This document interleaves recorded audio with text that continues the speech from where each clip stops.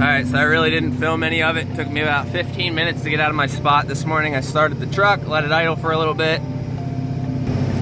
It was not super happy about it, but it is running, we're driving. I plugged it in overnight, so it started up a lot easier than it would have, but it's 14 degrees. So at least it's warmed a little bit. But yeah, we're heading down to Virginia right now. It's right down 81, so I don't even have my GPS up, but I do know where it's at. So I'm gonna punch my GPS in once I get out of PA.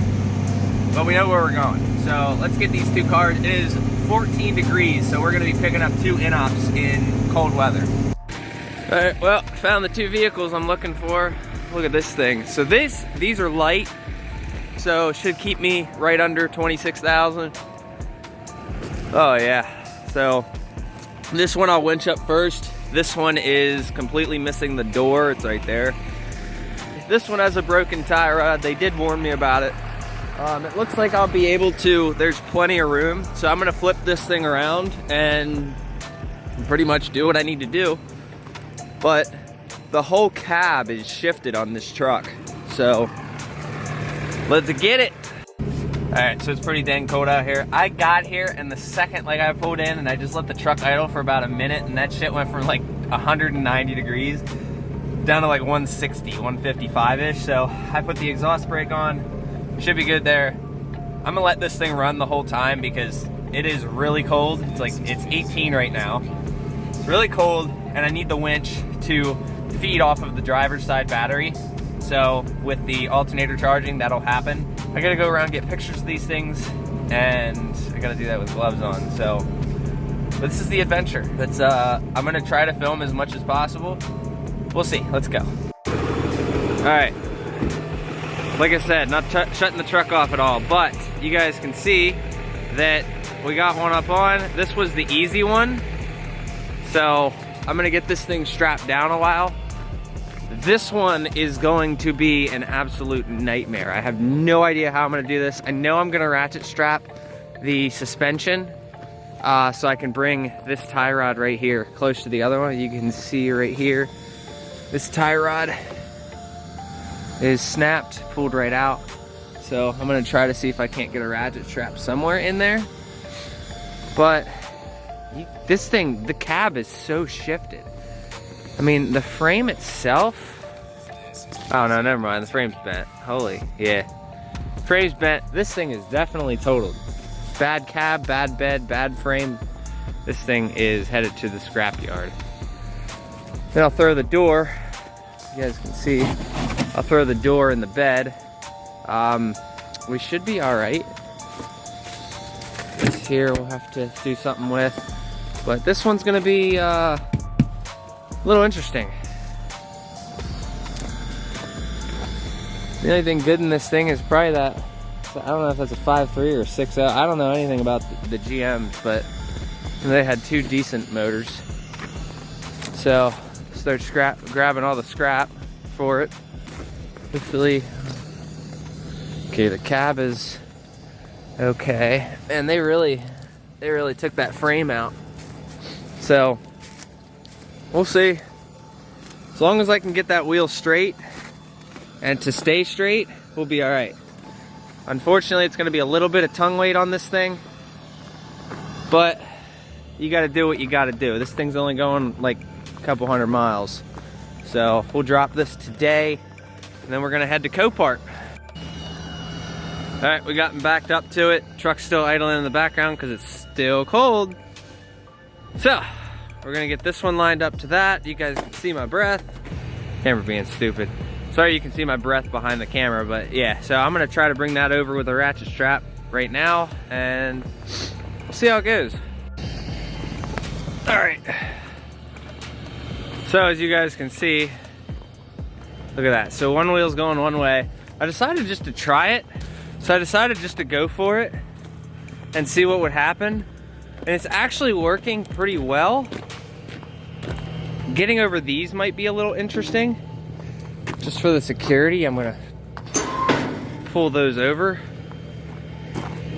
This camera kind of sucks at night, so sorry about that. But I have like 3 cameras now, and it's like picking and choosing which one.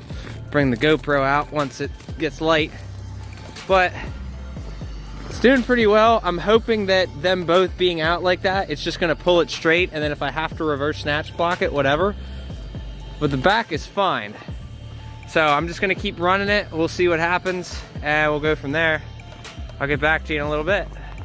All right, now we can bring the GoPro out. It's getting daylight. So now, you guys asked for it.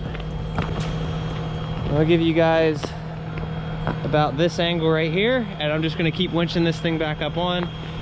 It was a little too dark earlier to do that, but now that it's not so dark, I can do that for you guys. So grab this box here and throw you guys on that. Yes, we're almost up, but the other thing, this thing has pretty much no tie rod left to it. The right wheel is controlled by the steering wheel.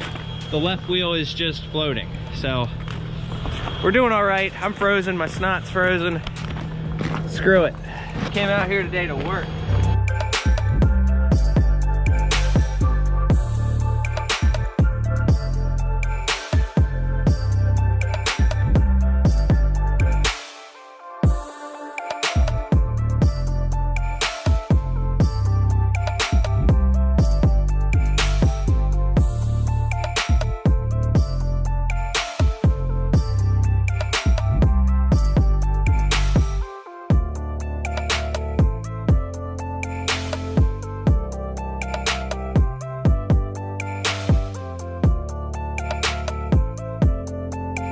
Since it was going over that way, I used the snatch block, put it right here, and was able to pull this thing back over. So now we are completely on the trailer, and now I'm gonna strap this thing down, throw some supports over the sides, grab the door, grab the other miscellaneous parts that are gonna go with it. I'll just throw them in the bed, but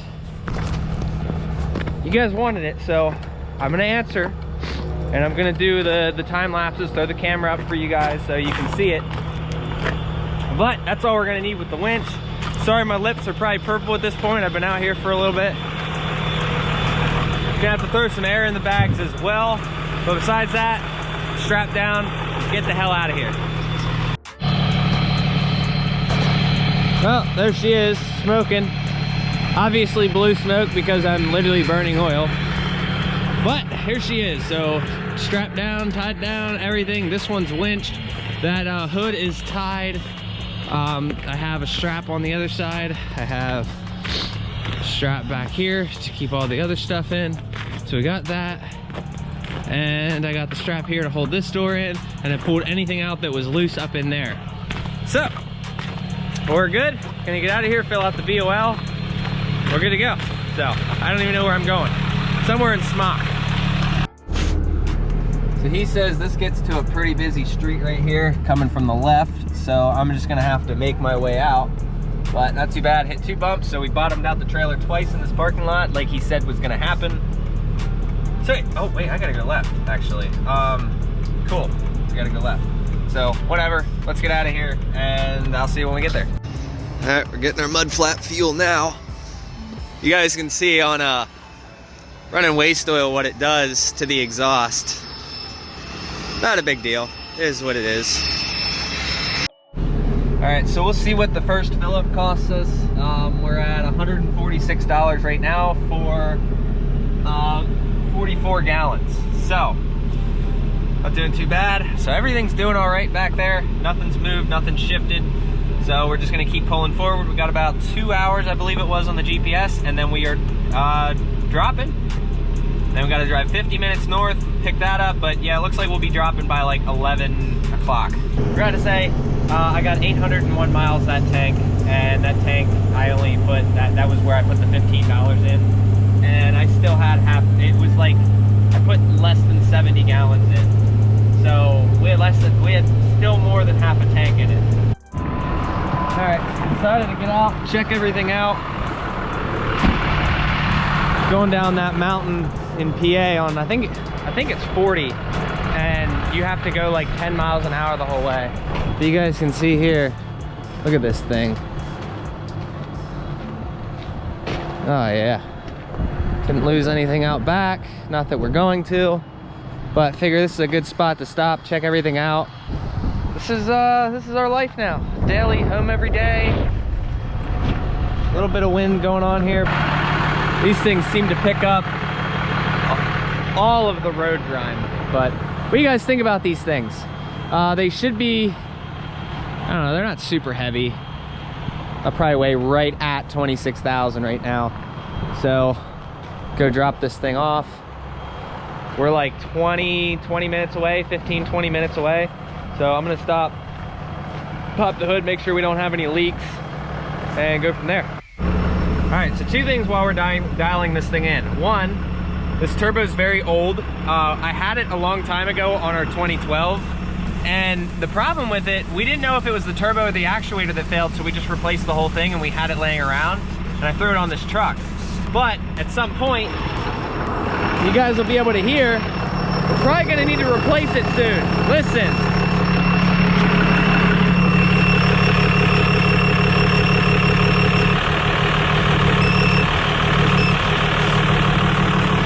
So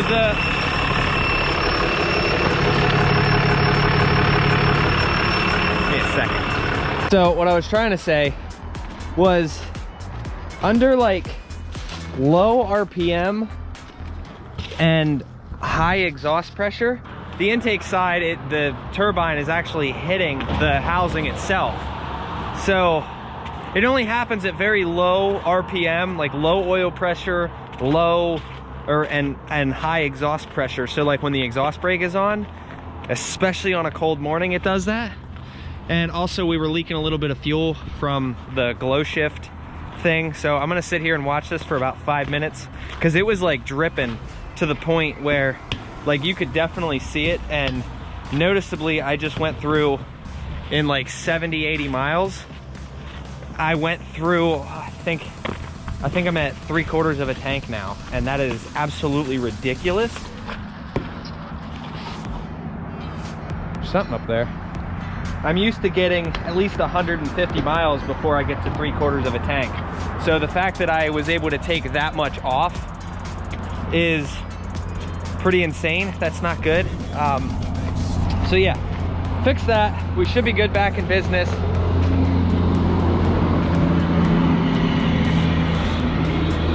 Good looking truck, he waved. So, oh no, yeah, you guys can see there was like a puddle at the truck stop and it was just a constant drip.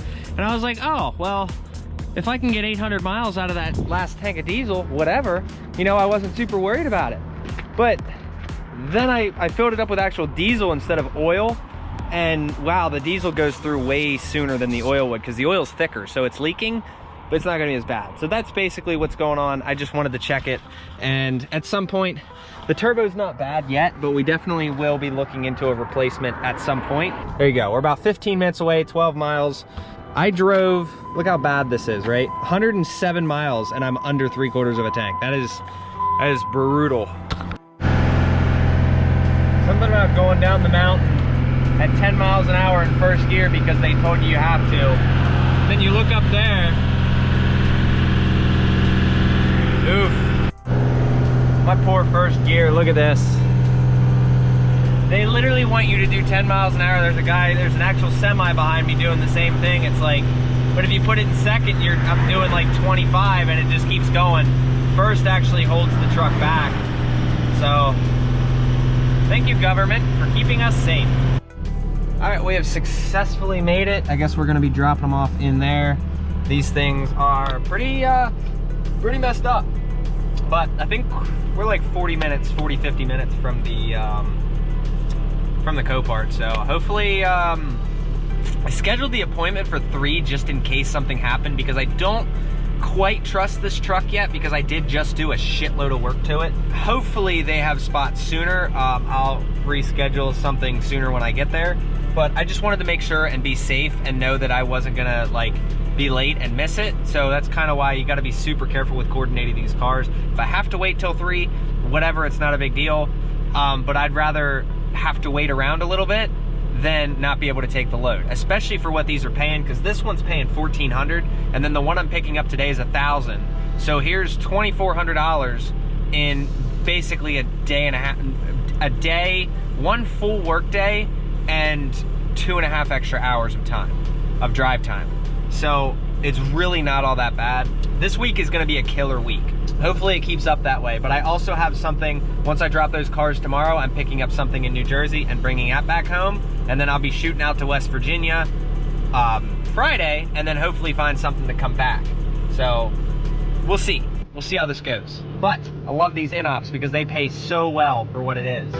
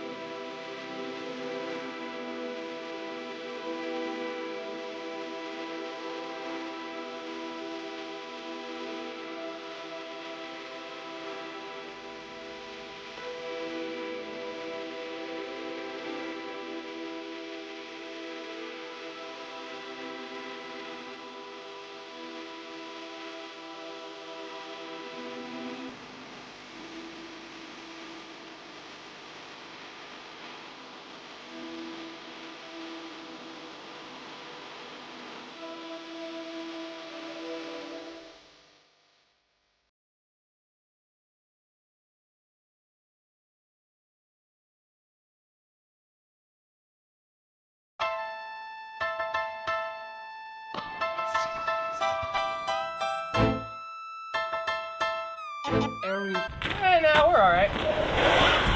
Oh. Nice.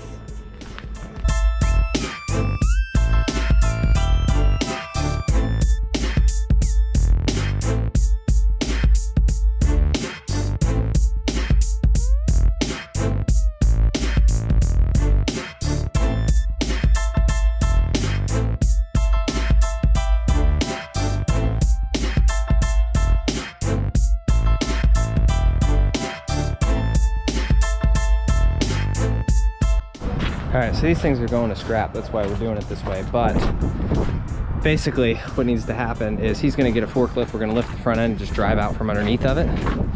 So that's what we'll do. And then we'll reverse snatch block the other one. This one's the good one. So I'm gonna save these straps because we're gonna pick up 3 in Copart. So I'll just throw these in the bed, but should be a pretty entertaining day. All right, so we got them all off. It was a lot more of an ordeal than we thought, but we got them. So now we're headed to Copart. We'll be there at 2:30. I'm glad I scheduled it for 3. And we'll get out of here. All right, so we're here, grabbing cars. There's some gloves on, just waiting for him to come out. We got one. I'm gonna winch it a little closer. Should be good. All right, first one is up and on. Here he comes with the second one. Third one's sitting over there. They want me to take pictures of the catalytic converters and shit, so whatever.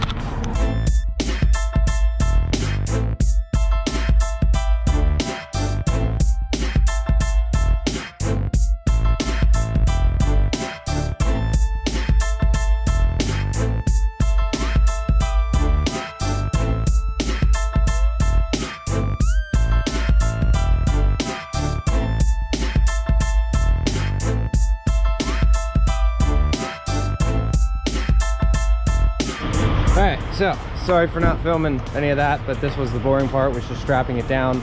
A lot of these I really couldn't get super close, like this tire here. Couldn't get as close as I wanted to, but whatever. They're all strapped, all the e-brakes are on. This thing is a mangled mess. I keep wiggling that just to see if it's gonna stay, but yeah. So, question for you guys. On these, I'm doing it both ways on this one, but when you guys have ramps like this, are you guys taking them over the ramp? Or are you guys going under the ramp? Let me know what you guys think. Give me your opinions. But yeah, so this thing is mangled. They all have cats on them, and they all have keys except the last one. So let's go home, and we'll pick this up tomorrow sometime, probably. Now we'll film the rest of the day, but I'm going home now. Great day. $1,400 dropped, $1,000 locked in for tomorrow, and then another $1,000 locked in tomorrow as well. So I just need to, and then that'll come home, and then I just need to get a load for Friday. Talk about a wide turn. It even says on here, trucks, wide turn. This is gonna be nuts. I went as wide as I could and I cleared it by a foot. Alright guys, so we are good to drop off tomorrow at 9 a.m. I know, super late. I'd much rather get there earlier, but you know, whatever. I'm gonna try to stop by around like 8:30 and see if they won't take them early, but you know, whatever. Hopefully they have a forklift, because I don't feel like winching these things off. Especially that Charger that's in the back. That thing is brutal. Pennsylvania Turnpike tunnels.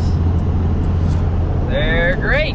Love the sound of it. Going under the tunnel here, and it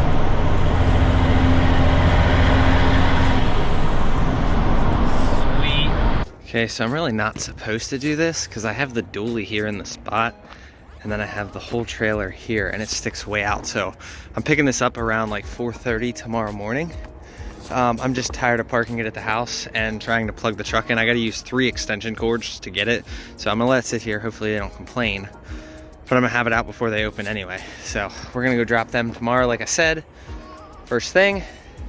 Can't believe they want me to wait till 9, but goodness, yeah. I was down there, I thought my clutch was slipping, and it turns out this is such a bad spot, because like this trailer bottoms out everywhere down here.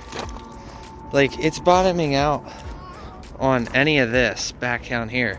So I'm going to let the clutch out and the tires are just spinning. I thought it was clutch slip, but the tires are spinning because it kicked sideways. So I was like, oh, whatever. I was like, hopefully don't need a clutch. Little O'Reilly's clutch has been doing really good. So I'm gonna get this thing unhooked, and yeah, I'm just gonna get out of here. So there you go. Garbage, garbage, garbage. Hope you guys enjoyed seeing tomorrow's video, because don't forget it, tomorrow's gonna be a banger. So see you guys.